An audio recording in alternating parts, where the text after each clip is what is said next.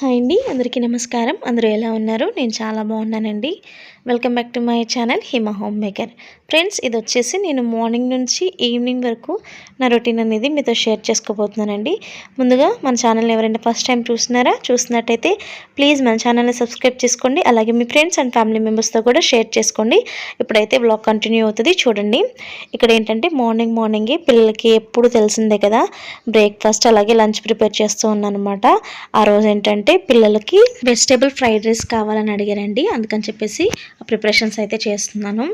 చిన్నగా సింపుల్గా మీకు కూడా చూపిస్తాను, చూసేయండి. ఒక క్యాప్సికమ్, అలాగే ఒక క్యారెట్, ఒక ఆనియన్, అలాగే ఒక 4-5 బీన్స్, కొంచెం క్యాబేజీ తీసుకొని చిన్న చిన్న పీసెస్గా నేను వీడియోలో చూపిస్తున్నాను కదా, ఈ విధంగా అయితే కట్ చేసుకొని పక్కన పెట్టేసుకోవాలన్నమాట.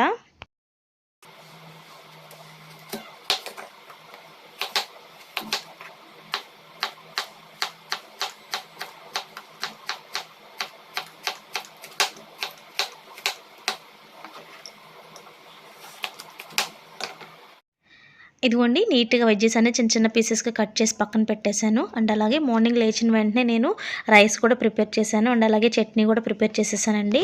ఇంకా ఈ వెజిటేబుల్ రైస్ ఒక్కటే ప్రిపేర్ చేయాలి. అండ్ అలాగే స్టవ్ మీద పిల్లలకి నీళ్ళు కూడా పెట్టేశాను అనమాట. ఇంకా వాళ్ళని లేపేసి స్నానం చేయించాలి.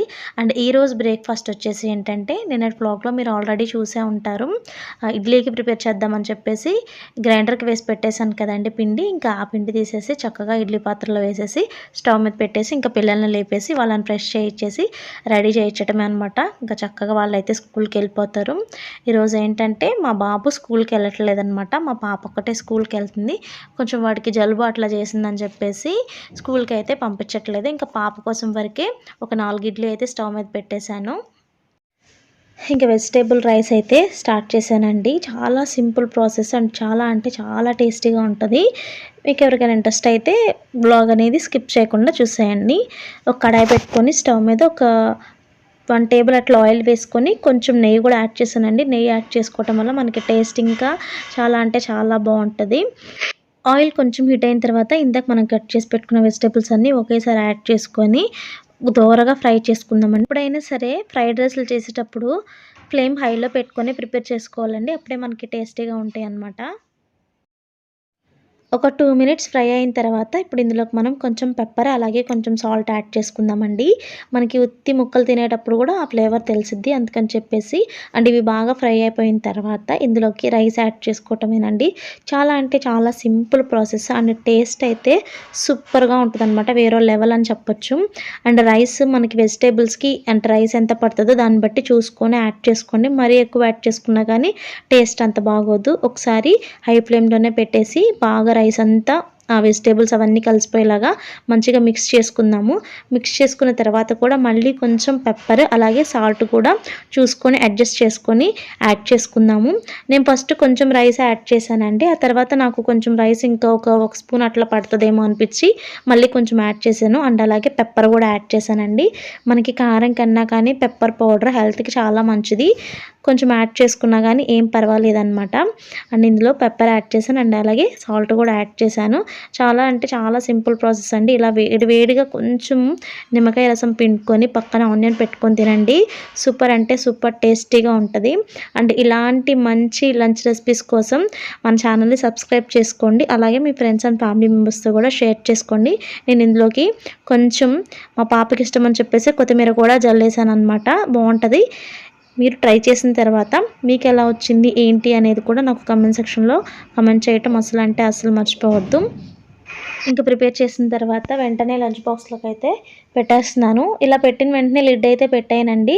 కొంచెం సేపు ఆగిన తర్వాత అయితే పెడతాను. అండ్ మీరు వెజ్జీస్ ఫ్రై చేసుకునేటప్పుడు ఇందులోకి కార్న్స్ యాడ్ చేసుకోవచ్చు, అలాగే గ్రీన్ పీస్ కూడా యాడ్ చేసుకోవచ్చు అండి. ఇదిగోండి, ఇంకా మా పాప లంచ్ బాక్స్ అలాగే స్నాక్స్ బాక్స్ కూడా సింపుల్గా అయితే రెడీ అయిపోయింది.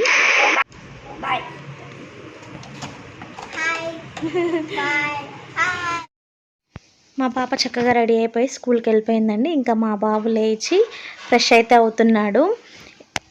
ఇప్పుడు మా కోసం వచ్చేసి మళ్ళీ బ్రేక్ఫాస్ట్ ప్రిపేర్ చేసుకుంటున్నామండి. అంటే ఇడ్లీ అంతంత మాత్రమే అంటే అంత ఇష్టంగా తినబుద్ధి కాదు, అది చల్లగా అయిపోతే అస్సలు తినబుద్ధి కాదనమాట. అందుకని చెప్పేసి ఫస్ట్ మా పాపకు ప్రిపేర్ చేసేసి ఆ తర్వాత నాకు మా బాబుకి అయితే వేసుకుంటున్నాము. అండ్ అలాగే ఈరోజు మా బాబు ఇంటి దగ్గరే ఉన్నాడు కాబట్టి మార్నింగ్ టైంలో యాక్చువల్గా వాళ్ళు స్కూల్కి వెళ్ళేటప్పుడు అంతకుముందు పాలు ఇచ్చేదాన్నండి. ఇప్పుడైతే అస్సలు ఇవ్వట్లేదనమాట.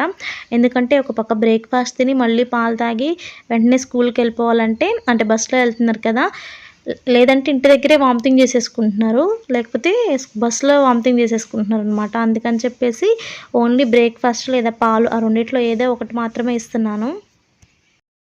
ఇంకా కిచెన్లో పని అలా జరుగుతూ ఉంది కదా. ఇంకా వాషింగ్ మిషన్ దగ్గరికి వచ్చేసి ఆ రోజు కొన్ని బెడ్షీట్స్ అలాగే కర్టన్స్ ఉంటే వాషింగ్కి వేయాల్సినవి అవి కూడా వాషింగ్కి వేసేసాను అనమాట. అంటే ఆల్రెడీ మా పాప వెళ్ళేటప్పుడే వేశాను, ఇంకా కంఫర్ట్ వేయాలని చెప్పేసి మళ్ళీ కంఫర్ట్ వేసేసాను. అవి తిరుగుతూ ఉన్నాయి. ఇంక ఇక్కడ వచ్చేసి ఏంటంటే మాకు మంజీరా వాటర్ 2 డేస్కి ఒకసారి వస్తాయి అనమాట. అవి ఇంకా పట్టేసి ఇంకా పైప్ అయితే నేను ఇట్లా పైప్ వేసుకొని వాటర్ పట్టుకుంటానండి బకెట్లతో, ఇంకా మొయ్యలేక ఇంకా పైప్ అయితే ఫోల్డ్ చేసేసుకుంటున్నాను అనమాట. ఇంకా నేను మా బాబు బ్రేక్ఫాస్ట్ కూడా చేసేసాము. అండ్ వాటికి స్నానం కూడా చేపించేసాను అనమాట నీట్గా. ఇంకా వాడు కూర్చొని ఆడుకుంటూ ఒక పక్క టీవీ చూస్తూ ఉన్నాడు. ఇంకా నేను మళ్ళీ కిచెన్లోకి వచ్చేసి ఇంకా మా వారు వచ్చే టైం అయిపోయిందని చెప్పేసి కర్రీ అయితే ప్రిపేర్ చేస్తున్నానండి. ఆ రోజు కర్రీ వచ్చేసి తోటకూర. ఏంటంటే అప్పుడప్పుడు ఇట్లా ఆకుకూర సపరేట్గా వండుతాను, లేదంటే అన్నీ కొంచెం కొంచెం తీసుకొచ్చేసి అన్నీ మిక్స్ చేసి కలిపేసి వండుతాను అనమాట. అలాగా కూడా చాలా అంటే చాలా టేస్టీగా ఉంటుందండి. ఆల్రెడీ అంటే అది ఎలా ప్రిపేర్ చేయాలి ఆ కర్రీ అనేది కూడా నేను షార్ట్ వీడియోస్లో పెట్టాను. అండ్ చాలాసార్లు కూడా మన బ్లాగ్స్లో కూడా షేర్ చేశానండి. చాలా అంటే చాలా టేస్టీగా ఉంటుంది అనమాట. నాన్ వెజెస్ కన్నా కానీ సూపర్ టేస్టీగా ఉంటుంది. మనం ఆకుకూరలు కనీసం వారానికి ఒక 2 టైమ్స్ అయినా తీసుకుంటూ ఉండాలండి. మన హెల్త్కి చాలా అంటే చాలా మంచిదన్నమాట.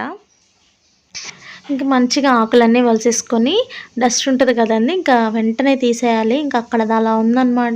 అలా ఉందంటే ఇంకా నాకు ఏ పని చేయబుద్ధి కాదనమాట. అందుకని ఫాస్ట్గా మొత్తం అక్కడ ఉన్న డస్ట్ అంతా తీసేసి ఇంకా అక్కడ వరకు అయితే చక్కగా క్లాత్ పెట్టేసి క్లీన్ చేసేసుకున్నాను. ఇదిగోండి కర్రీ అయితే స్టవ్ మీద పెట్టేశాను అనమాట.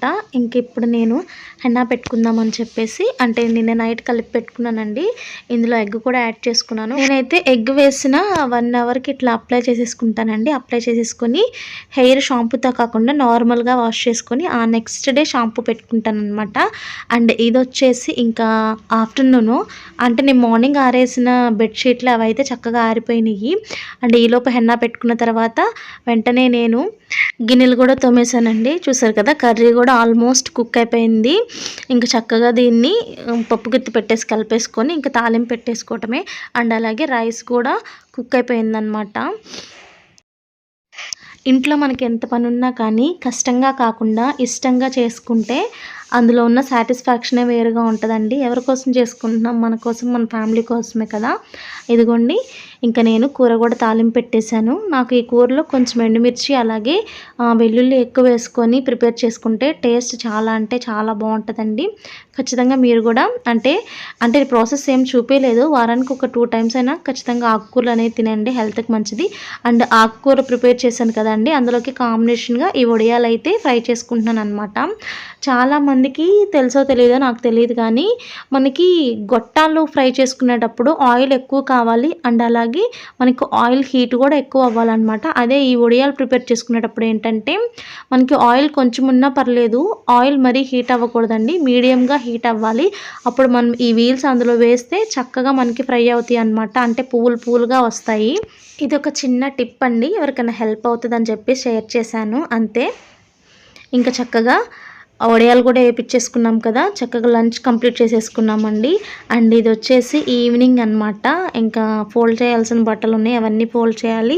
అండ్ అలాగే ఆ రోజు ఏంటంటే స్నాక్స్ ఏం ప్రిపేర్ చేయలేదు పిల్లలకి. అందుకని చెప్పేసి బయట నుంచి, అంటే వాళ్ళని స్కూల్ నుంచి తీసుకొస్తూ బజ్జీలు తీసుకొని వచ్చాము. అండ్ మాకు ఇక్కడ దగ్గరలో ఒక బజ్జీ షాప్ ఉందండి, టేస్ట్ అయితే సూపర్గా ఉంటుంది అనమాట. అండ్ అలాగే మార్నింగ్ పాలు మా పాప తాగలేదు కదా, అందుకని చెప్పేసి ఇంకా మా పాప బాబు కోసం అండ్ నా కోసం కూడా పాలైతే స్టవ్ మీద పెట్టేస్తున్నాను. ఇంకా వాళ్ళు పాలు తాగేసి ట్యూషన్కి వెళ్ళిపోయారండి. వాళ్ళు వెళ్ళిపోయిన తర్వాత ఇంకా ఖాళీగా ఉన్నానని చెప్పేసి మిర్రర్ కొంచెం మురిగ్గా అనిపించేసరికి మిర్రర్ అయితే క్లీన్ చేసుకుంటున్నాను. చూసారు కదండి, ఇంకా తల అయితే మెరిసిపోతుందనమాట మిర్రర్. నాకెందుకో ఎప్పుడు మిర్రర్ నీట్గా ఉండాలి అనిపిస్తుందండి. కొంచెం మరకలు పడ్డా కానీ ఎందుకో చేతులు వెళ్ళిపోతాయి అనమాట అక్కడికి తుడవటానికి. అండ్ నెక్స్ట్ డే బ్రేక్ఫాస్ట్లోకి దోసపిండి కూడా గ్రైండ్ చేసి పెట్టుకున్నాను. అండ్ పిల్లలు వచ్చేలోపు చపాతీ ప్రిపేర్ చేద్దామని చెప్పేసి పిండి కూడా కలిపేసి పెట్టుకున్నానండి. అండ్ ఈ వాటర్ ఎందుకు కాచానంటే, మనకి ఆయిల్ క్యాన్స్ ప్లాస్టిక్కి కాకుండా స్టీల్వి అలా పోసుకున్నప్పుడు జిడ్డుగా అనిపిస్తుంది కదా ఆయిల్కి సంబంధించిన ఏమైనా కానీ. అందుకని చెప్పేసి ఇట్లా కొన్ని వాటర్ కాచేసుకొని అవి ఒకసారి విమ్తో కడగకుండా డైరెక్ట్గా ఈ వేడి నీళ్ళల్లో వేసేసామంటే, ప్లాస్టిక్కి కాదండి స్టీల్ వాటి గురించి నేను చెప్తున్నాను. ఇట్లా స్టీల్ వేసేసి ఒక హాఫ్ అన్ అవర్ అంటే ఆ వాటర్ కొంచెం చల్లగా అయ్యే వరకు నానపెట్టేసుకున్నామంటే అటు ఇటు మధ్యలో తిప్పుకుంటూ బాగా నానిపోతాయండి. ఆ తర్వాత విమ్ పెట్టి క్లీన్ చేసుకున్నామంటే మంచిగా క్లీన్ అయిపోతాయి, ఎక్కడ జిడ్డుగా ఉండవు. అండ్ అలాగే ఇందులోకి కొంచెం విమ్ కూడా యాడ్ చేయండి. ఫస్ట్ విమ్తో ఏం కడగాల్సిన అవసరం లేదు. ఇవి వాటర్లో యాడ్ చేసిన తర్వాత కొంచెం యాడ్ చేసేసి ఆ వాటర్లో కొంచెం సేపు అంటే ఒక హాఫ్ అన్ అవర్ అట్లా నానపెట్టామంటే మనకి కష్టంగా అంటే రుద్దేటప్పుడు అంత కష్టంగా కూడా ఉండదు, నీట్గా క్లీన్ అయిపోతాయి. అండ్ అవి నానేలోపు నేను చక్కగా రోటీ కూడా ప్రిపేర్ చేసుకుంటున్నానండి. అండ్ అలాగే చట్నీలోకి పల్లీలు అయిపోయినాయి అనమాట. అవి కూడా ఫ్రై చేసుకుంటూ ఉన్నాను ఒక పక్క. మా డిన్నర్ కూడా కంప్లీట్ చేసేసుకుందామండి. కంప్లీట్ చేసుకున్న తర్వాత ఊరిక స్టవ్ అలాగే కౌంటర్ టాప్ జస్ట్ ఊరికి అట్లా కడిగేసాను అనమాట. అవి నీట్గా కడిగిన తర్వాత ఇవి కూడా ఒకేసారి క్లీన్ చేసి పడుకుందామని చెప్పేసి ఇంకా వీటిని అయితే తోముతున్నానండి. చూసాను కదా, వేడి నీళ్ళల్లో నానబెట్టిన తర్వాత అలా అయితే వచ్చాయి. వాటిల్ని ఒకసారి విమ్మేయకుండా ఇందాక ఆల్రెడీ ఇందులో విమ్మేసాం కదా, ఒకసారి జస్ట్ అట్లా తోమేసిన తర్వాత అన్నిటినీ ఆ తర్వాత మళ్ళీ కొంచెం విమ్మేసి క్లీన్ చేసామంటే చక్కగా క్లీన్ అయిపోతాయండి, శ్రమ లేకుండా. మనకి కొన్నిసార్లు ఏంటంటే ఇలా చేయకుండా డైరెక్ట్ తోమేటప్పుడు మనకి చేతులు బాగా అంటే చేతుల మీద బాగా ప్రెషర్ పెట్టి రుద్దాల్సిన వస్తుంది కదా, అలా ఏం అవసరం లేకుండా ఒకసారి ఇలా ట్రై చేయండి, చాలా సింపుల్గా పోతుంది. అండ్ ఇది కూడా ఒక చిన్న టిప్ అనుకోండి.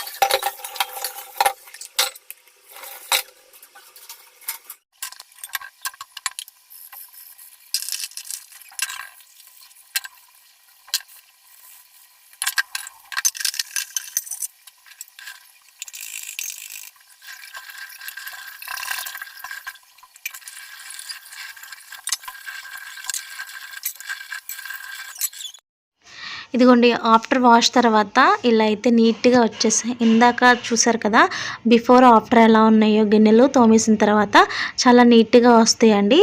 తప్పకుండా ఈ టిప్ మీకు నచ్చితే ట్రై చేయండి. అండ్ అలాగే లైక్ కూడా చేయండి తప్పకుండా.